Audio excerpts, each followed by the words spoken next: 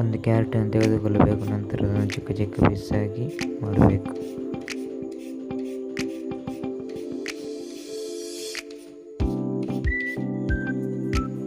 ಈ ರೀತಿ ಮಾಡಬೇಕು, ಯಾಕೆಂದರೆ ಅದು ಮಿಕ್ಸಿಯಲ್ಲಿ ಹಾಕಿದಾಗ ನಂತರ ಆದ ಮೇಲೆ ಒಂದು ಚಿಕ್ಕ ಚಿಕ್ಕ ಪೀಸ್ ಸಿಗುತ್ತದೆ ಅದಕ್ಕೆ.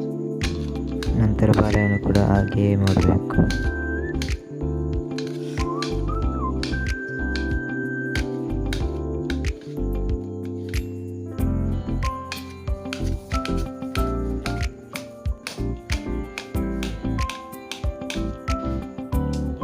ನಂತರ ಒಂದು ಪ್ಯಾಕೆಟ್ ಹಾಲನ್ನು ತೆಗೆದುಕೊಂಡು ಮಿಕ್ಸಿಗೆ ಹಾಕಿ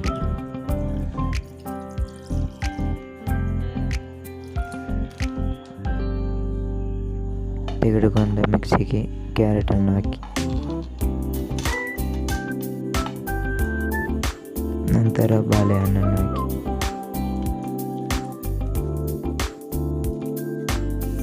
ಎರಡು ಸ್ಪೂನ್ನಷ್ಟು ಶುಗರ್ ಅಂದರೆ ಸಕ್ಕರೆಯನ್ನು ಹಾಕಿ ನಂತರ ಒಂದು ಗ್ಲಾಸ್ ನೀರನ್ನು ಹಾಕಿ ಮತ್ತು 5 ನಿಮಿಷ